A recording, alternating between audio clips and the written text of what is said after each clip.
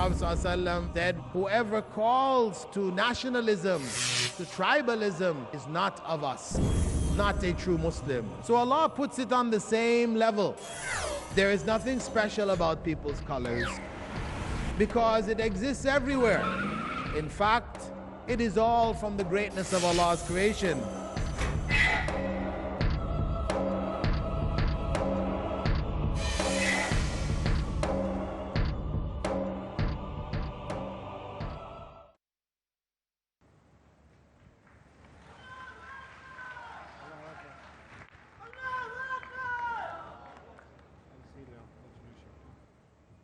Ladies and gentlemen, Dr. Abu Amina Bilal Phillips. He was born in Jamaica, the West Indies, and grew up in Canada, where he accepted Islam in 1972. He completed a BA from the College of Islamic Disciplines at the Islamic University of Medina in 1979, and an MA in Islamic Theology in 1985 at the University of Riyadh College of Education. In 1994, he completed a PhD in Islamic Theology in the Department of Islamic Studies at the University of Wales. From 1994 to the year 2001, Dr. Bilal Phillips founded and directed the Islamic Information Center in Dubai, United Arab Emirates, and the Foreign Language and the Foreign Literature Department of Dar al-Fatah and the Islamic Press in Sharjah, again in the UAE. In 2001, Dr. Bilal Phillips established the Islamic Online University, the first accredited Islamic university on the internet. He was a professor of Arabic and Islamic studies at the American University in Dubai and Ajman University, head of Department of Arabic Islamic Studies at Preston University in Ajman, again in the United Arab Emirates. He is a lecturer and director of Dawah and Education at the Qatar Guest Center in Doha, Qatar, and is currently the Dean of Islamic Studies Academy, again in Doha, Qatar. Ladies and gentlemen, I would like to welcome Bilal Phillips and invite him to the podium to begin his speech, Islam and Racism.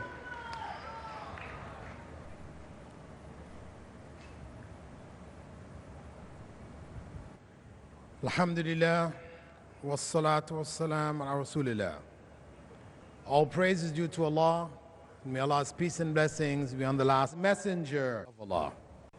This conference, Peace, the Solution of Humanity, has as a part of the issues it must address is that of racism, being one of the major problems that humanity faces.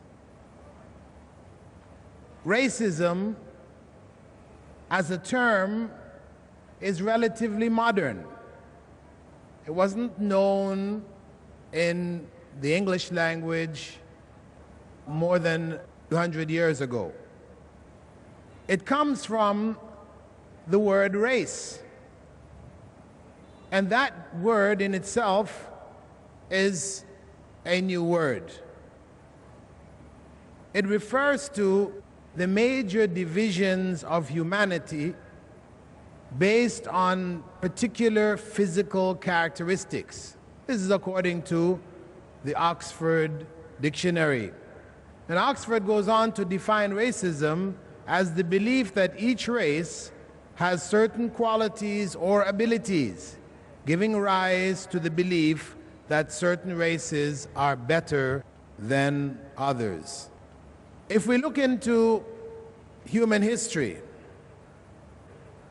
among the ancients, racism was not really existent. You wouldn't find it in the writings, the hieroglyphic writings of ancient Egypt, or in ancient China, or in ancient India.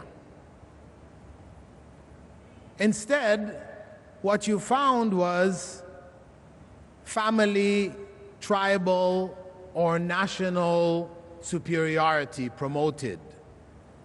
A nation or a tribe, having defeated other nations and tribes, considered themselves to be superior. They looked down on those people whom they defeated. And they would set up legal systems where the defeated peoples would be at the bottom levels of the society. In India, where the Aryans came into India and the Dravidians who were here ended up on the bottom level of the caste system, a religious, political, economic system, they ended up on the bottom because they were the defeated people. It so happens that the Aryans were of light complexion and the Dravidians were of dark complexion. So this is where there is an apparent link between what may be called the system and racism. In China, for example, the Chinese people, those tribes or races which they defeated and subjugated, they were held on lower levels in their society. They may have inducted them into the army and used them as a part of their workforce, but they didn't have a specific concept of color, for example, as being a distinguishing characteristic of race. Similarly, Egypt, the ancient record shows that the Egyptian people were a mixture, a blend of colors of people, and those people who became the slaves and the lower levels of the society were the defeated people, whether they may have been light complexion people like the people from the Syrians, from Iraq area, etc., or they were from the south, from the area we now know as Sudan, Ethiopia, these areas. So the people who they ruled over were of varying colors. They didn't themselves identify themselves based on color. So the rulers of ancient Egypt were of different colors. So it was more an issue of nation. You being an Egyptian, a born person of that nation, from that family or the tribes that created the Egyptian nation, you're superior to those nations that were defeated. In modern times, when this term of race and racism evolved in the English language and other languages, we find that it became a justification for European colonization of the world.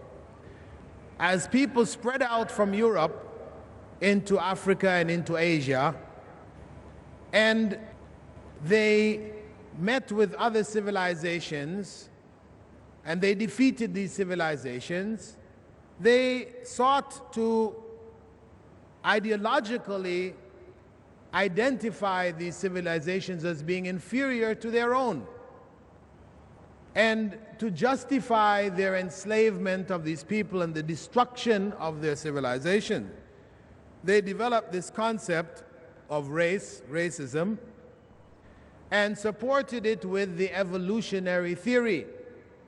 So if you see the writings in the 19th century of the evolutionists, or those who were promoting evolutionary theory, especially in the 19th century, and you see the charts which they created of human evolution, you'll see on the lower level of the charts, for example, apes, monkeys, chimpanzees, baboons, and then after that you will see black peoples whose skin complexion were black. Then after that, then there were Chinese people. And then after that were the European people who were at the top of the evolutionary tree. That's how they portrayed it. So this was a part of an ideology used to justify the subjugation of these people, that they may be elevated through that subjugation.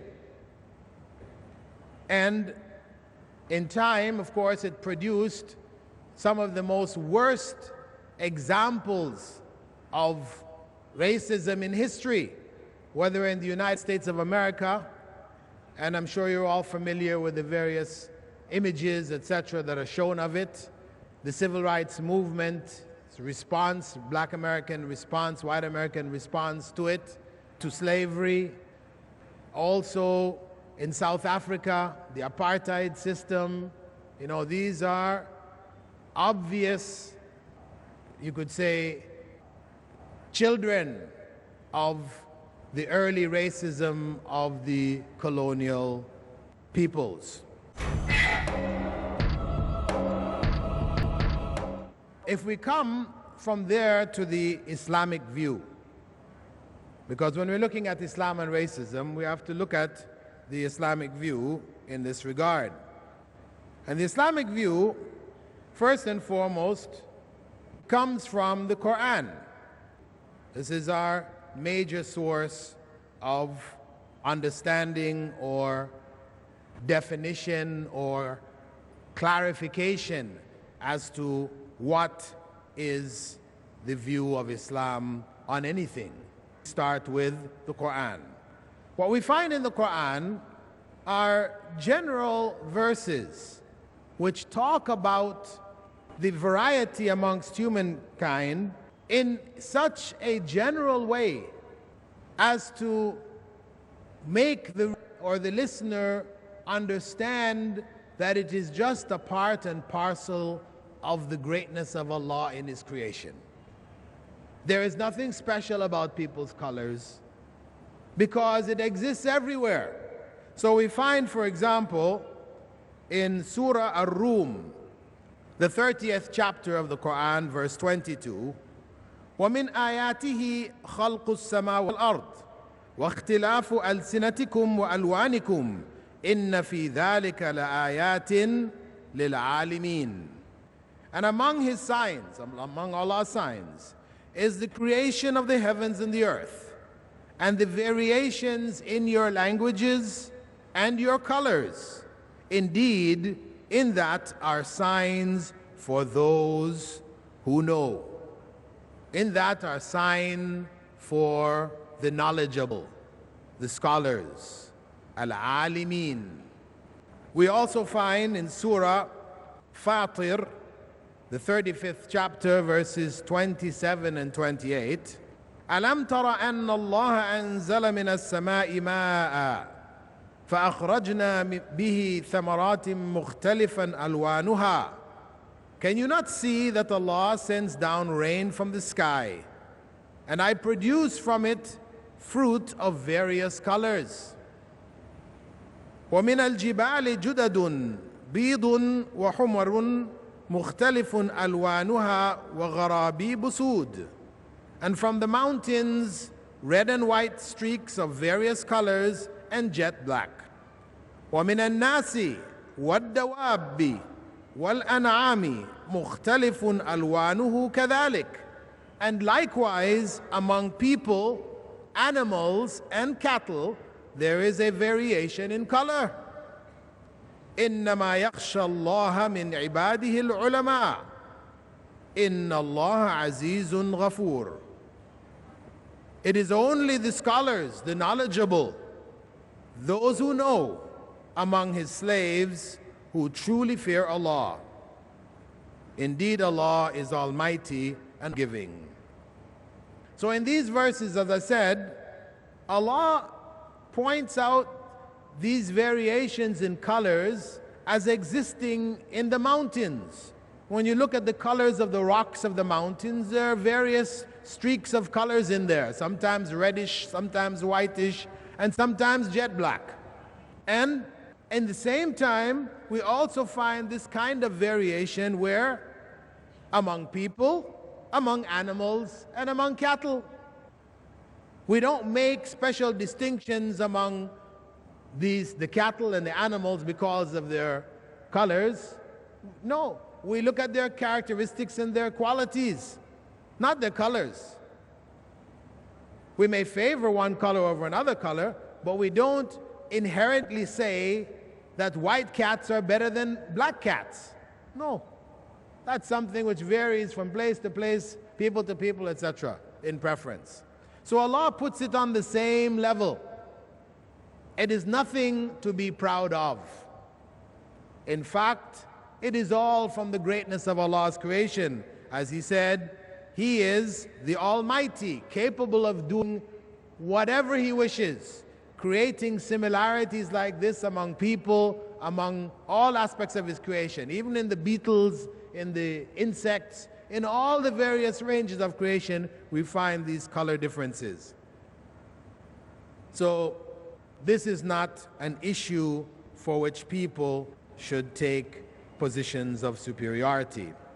Then if we look after that, because for Muslims, again, for us to understand what is the position of Islam, we shift from there to what the Prophet ﷺ had to say concerning these matters of color, etc.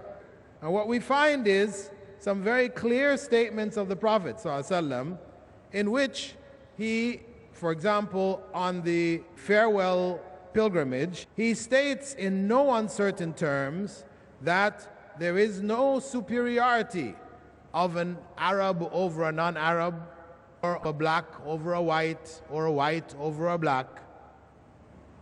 Indeed, the superiority lies only in the fearing of God.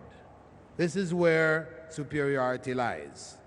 And the Prophet ﷺ also instructed people, saying, with regards to their ancestry, let people stop boasting about their ancestors. One is only a pious believer or a miserable sinner. All men are sons of Adam, and Adam came from dust. That's the bottom line. All human beings have a common origin. Also, we find the Prophet ﷺ talking about the pride which people may take in their ancestry or their race, etc. And he said, whoever has pride in his heart equal to the weight of an atom will not enter paradise. Whoever has pride in his heart, in his or her heart, equal to an atom, in some narrations, a mustard seed, will not enter paradise. That's a very forceful statement. And furthermore, what we find as another supportive verse from the Quran, we find the famous verse in Surah Al-Hujurat, verse 13, wherein Allah lays down the criterion for superiority, which was mentioned in some of the statements of the Prophet ﷺ. Allah said there, Ya ayyuhan nas, inna khalaqnakum min dhakarin wa untha, wa ja'alnakum shu'uban wa qaba'ila lita'arafu, inna akramakum inda Allahi atqakum, inna Allaha alimun khabir. O humankind, most certainly it is I who have created you all from a single pair of male and female. And it is I who have made you into nations and tribes, that you may recognize each other, not despise each other. Indeed, the noblest of you in the sight of Allah is he who is most pious. Indeed, Allah is all-knowing, all-aware. So Allah here gave the criterion of piety as the means of superiority. That any other claim to superiority, which is based on color, family, tribe, etc., is rejected. As the Prophet ﷺ said regarding nationalistic and tribalistic calls to rally, for people to rally under this call, he said, Da'aha fa innaha muntina. Give it up, leave it, because it is rotten. He said, Man da'a ila al-asabiyya falaysa minna. Whoever calls to nationalism, to tribalism, is not us. Not a true Muslim, not a follower of the message of Islam. So, when we look at that verse, which forms the basis of what Prophet Muhammad ﷺ said regarding issues of race and tribe, etc., we see that Allah addresses in this verse all of humankind. It's not restricted only to the believers. He says, Ya ayyuhan nas. So this is a statement clarifying for humankind as a whole. With regards to Muslims and the brotherhood of Muslims, that's what they're known. Allah said elsewhere, إِنَّمَا الْمُؤْمِنُونَ إِخْوَةً. The believers are one brotherhood. But this goes beyond the issue of belief. It goes to the realities of humankind. So Allah says there, O people, O humankind. And then He addresses their origin to bring them back down to the common reality. We're all from one parent. And modern anthropology supports this. It identifies, to what degree we can say it is accurate, it identifies the common origin of humankind to a woman in West Africa and to a male in East Africa. Genetically, those who study the science of anthropology through genetics, etc., this is what they have concluded. And there are many programs which have been produced on it showing how people came from there and spread over the rest of the world. So this is the fact of the matter. And furthermore, when we even look at the issues of race and distinction that people try to make with race, what we find is that Allah has left in our midst a sign to us that we are in fact one regardless of what we look like on the outside. Reality that if a person from the north of Europe, the whitest of white, is ill and they need a blood transfusion and they are O negative, the rest of his family is O positive. His community, there's no O negatives there.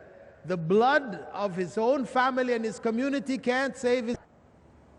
However, somebody who may be the blackest of black from the south of India, that person who looks the complete opposite of that person from the north of Europe, whitest of white, but that person from the south of India, blackest of black, who is O negative, his blood can save that man's life. Is this not a sign from God? Is this not an obvious sign for our times? Obviously, before this, it wasn't known. Before the issues of blood transfusion, this was not an issue. Nobody knew about this sign. Because before that time, this sign wasn't relevant, wasn't important. But for our times, where science is what we use to determine right and wrong, here is the sign Allah has left in our own bodies. As He said, within yourselves the signs are there if you seek it. So Allah has left within us that sign to confirm to us that we are one human race.